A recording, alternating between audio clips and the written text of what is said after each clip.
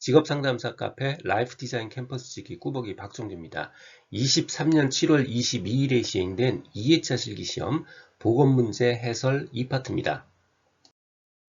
로프키스타 데이비스의 직업 적응 방식 세 가지를 쓰고 설명하는 문제입니다. 로프키스타 데이비스는 직업 적응 방식이 있고요. 성격 유형이 있어요. 직업 적응 방식은 한마디로 신입사원이 직장에 적응하는 방식입니다. 신입사원이 직장에 적응하는 방식 그런 거잖아요. 뭔가 새로운 변화에 반응하고요. 적극적으로 일하고요. 융통성 있게 생각하고요.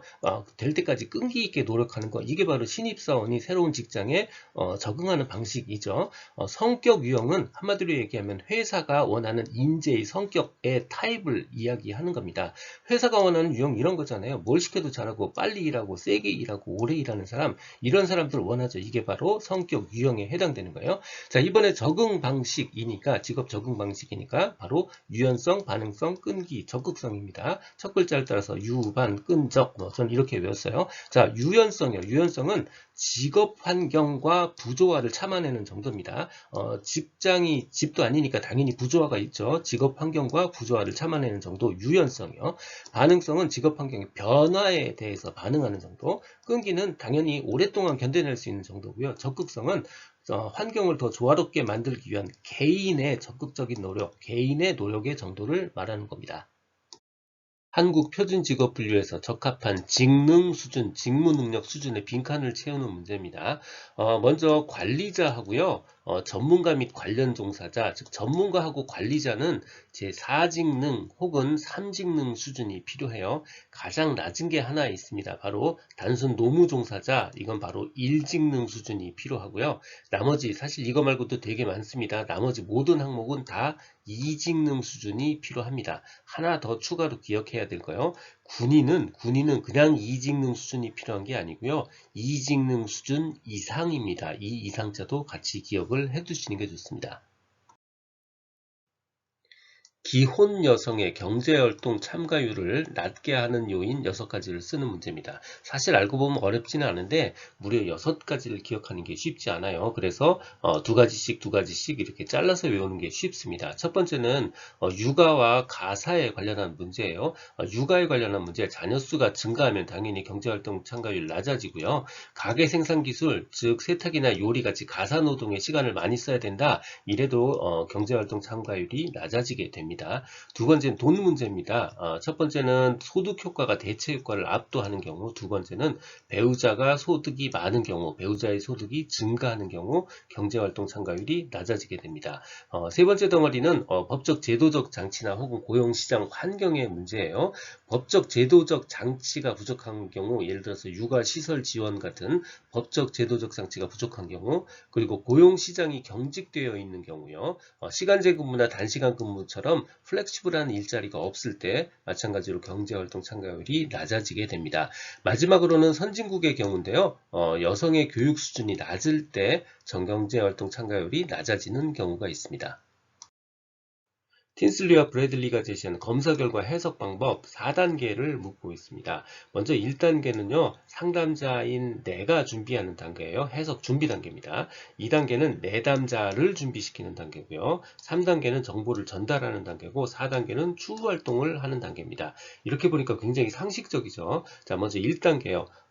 해석 준비 단계입니다. 검사 결과를 파악하고요. 내담자 정보를 종합합니다. 2단계는 내담자를 준비시키는 거예요. 내담자가 검사 결과 해석을 받아들일 수 있도록 준비시킵니다. 예를 들어서 검사의 의미 같은 걸 설명하는 거예요. 3단계는 바로 정보 전달 단계고요. 해석 및 결과를 전달하는 단계입니다. 쉬운 용어를 사용해야 되고요. 비평가적 언어를 사용하는 것이 좋습니다. 4단계 추후 활동 단계고요. 내담자가 결과나 관련 자료들을 잘 통합할 수 있도록 도와주는 단계입니다.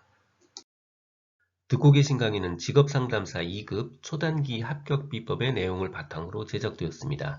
교재는 2002년부터 지금까지 20여 년간 출제된 모든 문제의 내용과 빈도를 분석해서 핵심 기출문제 100제와 안전합격을 위한 추가 30여 개의 주제로 구성되어 있습니다. 지난 3년간 9번의 시험에서 평균 82%의 문제 적중률이 확인됐습니다. 이 한 권의 교재와 유튜브 동영상만으로도 완벽한 수험 준비가 될 수 있도록 했습니다. 종이책 형태, 전자책 형태, 그리고 인쇄 가능한 PDF 파일 형태 등 필요에 따라 다양한 형태로 구입할 수 있습니다. 동영상 아래의 댓글에 구매 링크를 넣어드렸습니다. 슈퍼의 경력 개발 5단계 개발 방법을 적으라는 문제입니다. 슈퍼의 진로 발달 이론은 두 개가 있습니다. 발달 단계에 관련한 개념이 있고요. 발달 과업에 관련한 개념이 있어요. 여기서 단계는 1단계, 2단계 할 때 그 단계입니다. 스테이지고요. 과업은 타스크예요. 그러니까 해야 될 일, 그러니까 숙제 같은 걸 이야기하는 겁니다. 여기서 개발 방법은 과업이 아닙니다. 그래서 개발 단계를 묻는 걸로 현재는 파악이 되는데, 문제의 정확한 워딩을 알고 계신 분이 있다면 꼭 댓글을 남겨주실 걸 부탁드릴게요.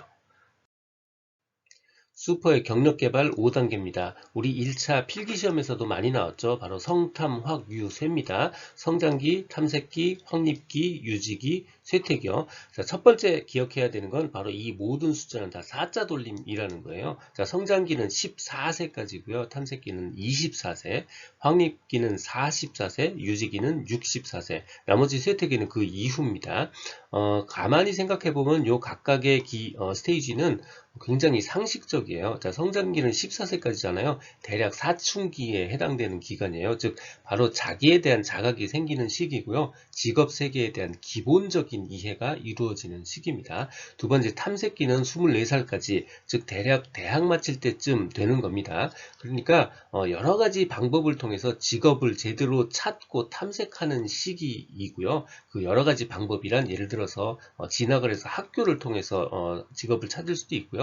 시간제 근무 같은 일을 통해서 직업을 탐색할 수도 있는 거예요. 자, 확립기는 44세까지고요. 적합한 분야에 제대로 이제 일을 시작한 겁니다. 적합한 분야를 발견해서 종사하는 시기고요.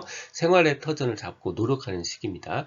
유지기는 45세부터 64세까지고요. 직업 세계에 대해서 확고한 자리를 잡고 안정된 삶을 사는 시기입니다. 마지막 쇠퇴기는 말 그대로 쇠퇴하고 은퇴하는 시기예요.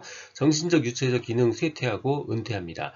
이렇게 성탐 학위세 말고 또 성장기 내의 하위 레벨에 대해서도 묻기도 하니까 같이 공부해 두시는 게 좋습니다. 고트프레드슨의 개인 직업 포부 발달 4단계를 쓰는 문제입니다. 쓰라고 했으니까 이 단계의 이름만 쓰면 되는 거예요. 힘과 크기 지향성, 성역할 지향성, 사회적 가치 지향성, 그리고 내적 고유한 자아 지향성이요. 하지만 설명을 요청하는 경우도 있으니까 설명도 같이 공부를 해두시는 게 좋습니다.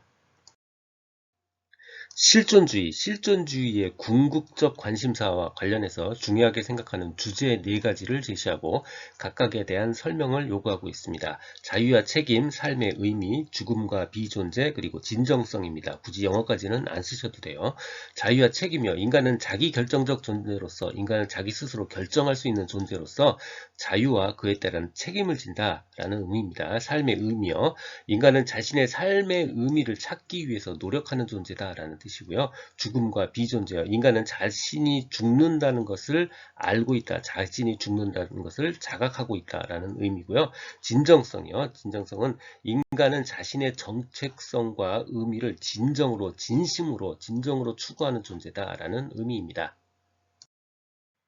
야호다의 박탈 이론에 따르면요, 고용 상태에 있게 되면 실직 상태에 있는 것보다 여러 가지 잠재 효과가 더 있다고 합니다. 이 5가지 잠재 효과를 기술하는 문제입니다. 자, 첫 번째는 사회적 접촉 효과입니다. 가족 이외의 사회 사람들과 규칙적인 접촉과 교류를 가질 수 있어요. 두 번째, 사회적 정체성 혹은 신분 획득입니다. 직장을 통해서 자신의 정체성을 느끼고 사회적 신분을 가질 수 있습니다. 한마디로 명함 찍을 수 있다는 뜻이에요. 세 번째, 공동 목표의 참여의 가치를 느낄 수 있습니다. 공동 목표에 참여되어 있기 때문에 자신의 가치를 느끼게 되고요. 시간 조직화 효과가 있습니다. 하루 일과가 규칙적이고 조직적으로 사용되게 되는 시간 조직화 효과요. 마지막으로는 활동의 효과가 있습니다. 육체적 활동을 유지하고 의미 있는 활동을 하게 됩니다. 한국직업사전의 부가직업 정보 중 육체 활동의 나머지를 쓰세요. 균형 감각은 주어졌고요. 나머지 항목은 바로 웅크림, 손사용, 언어력, 청각, 시각입니다. 이거 너무 많이 고민하지 마시고요. 한마디로 100점 맞지 말아달라고 내는 일종의 킬러 문항이다. 이렇게 생각하시면 돼요. 그래도 한번 출제됐으니까 나머지 웅크림, 손사용, 언어력, 청각, 시각 이 정도 답을 그냥 기억하는 수준으로 공부하시면 될 것 같습니다. 지금까지 라드캠지기 꾸벅이 박정규였습니다. 도움이 되셨다면 좋아요, 구독 부탁드립니다. 감사합니다.